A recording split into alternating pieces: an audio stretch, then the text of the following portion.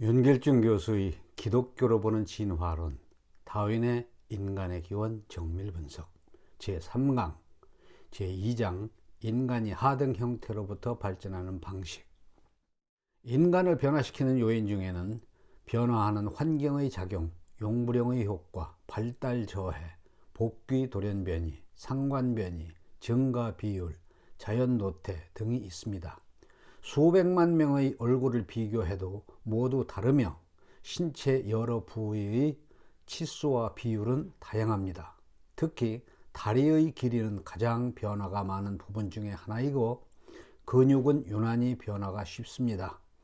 터너 교수는 시신 59 중에서 발 근육이 똑같은 경우를 단 하나도 발견하지 못했다고 합니다. 유명한 해부학자 볼프에 의하면 내장기관은 외부 기관보다 훨씬 더 변하기 쉽다고 합니다. 사람의 모든 내장기관은 일면 서로 비슷해 보이지만 모두 다릅니다. 인간이 변화하는 것은 분명합니다. 각각의 요인을 살펴보도록 하겠습니다. 변화된 환경의 직접적 작용. 변화의 원인을 정확히 알 수는 없지만 그 변화가 수많은 세대에 걸쳐 종이 노출되었던 환경 조건과 관련이 있다는 것을 우리는 이미 알고 있습니다. 인간에 관한 증거는 없지만 춥고 습한 기후가 가축의 털의 성장에 직접적으로 영향을 미친다는 것은 충분히 예상할 수 있는 현상입니다. 널리 퍼져 사는 종이 좁은 지역에 사는 종보다 더 쉽게 변한다는 것도 잘 알려진 법칙입니다. 인간의 모든 종족을 단일종으로 간주한다면 서식 범위는 대단히 넓습니다.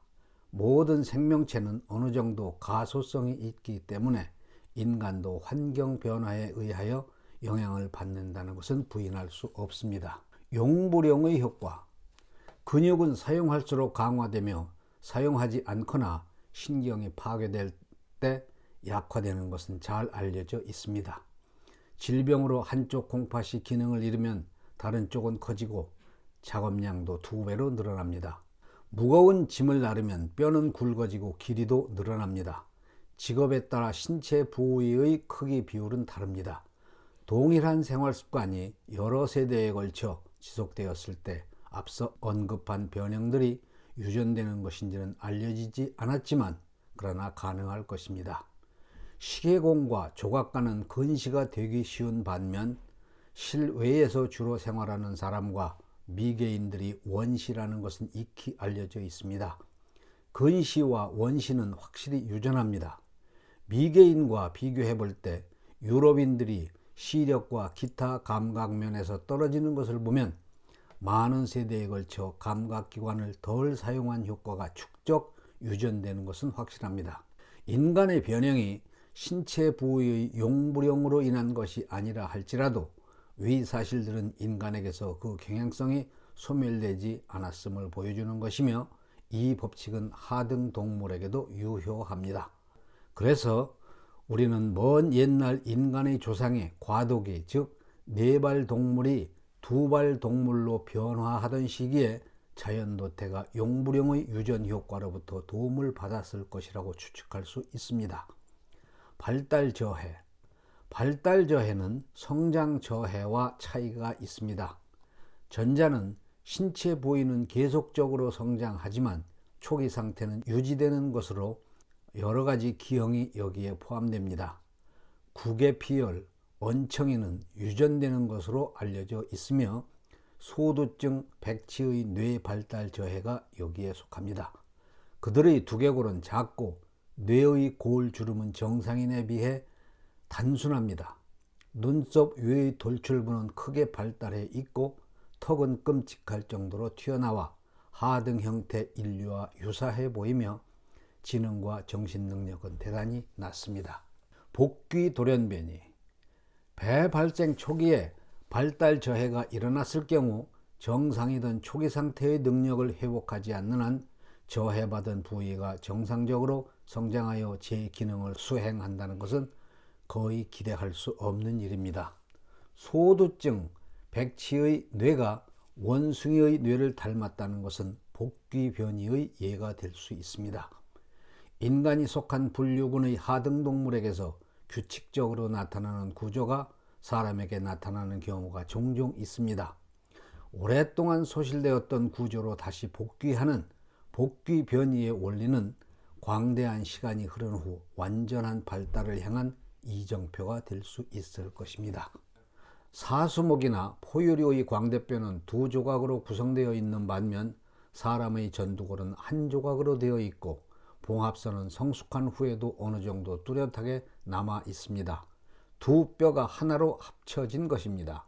고생 인류가 현생 인류보다 하등 동물에 더 근접한 것처럼 보이는 것은 현생 인류가 반인간 조상으로부터 더 멀리 떨어져 나온 것으로 볼 수 있습니다. 인간의 송곳니는 둔각으로 마무리되는 원추형이며 바깥쪽은 볼록하고 안쪽은 평평하거나 약간 오목합니다. 인간의 송곳니는 앞니보다 더 깊이 박혀 있고 강하지만 그러나 더 이상 적군이나 먹이를 잡아 찢는 특수 무기의 역할을 하지 않습니다.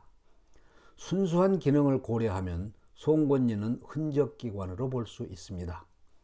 인간이 하등 형태로부터 유래되었다는 신념에 근거하면 이 사실들은 이해할 수 있습니다. 흔적기관과 더불어 옛 모습으로 돌아가려는 여러 환원적 구조는 인간이 하등 형태로부터 유래했다는 것을 보여줍니다.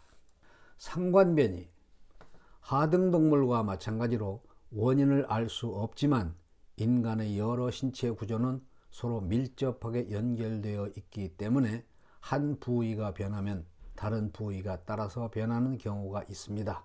한 부위가 다른 부위를 조절하는 것인지 아니면 두 부위가 앞서 형성된 부위로부터 영향을 받는 것인지 정확한 원인은 알 수 없습니다. 그러나 상관변이는 생물체를 둘러싼 주변 환경의 영향을 받았기 때문이라기보다는 생명체 자체의 구조에 의존한다는 것을 알 수 있습니다. 인간이 하등 형태로부터 발전하는 방식의 내용은 분량이 많기 때문에 전반부를 여기서 마치고 나머지를 다음 시간에 계속하도록 하겠습니다. 평안하시기 바랍니다. 샬롬.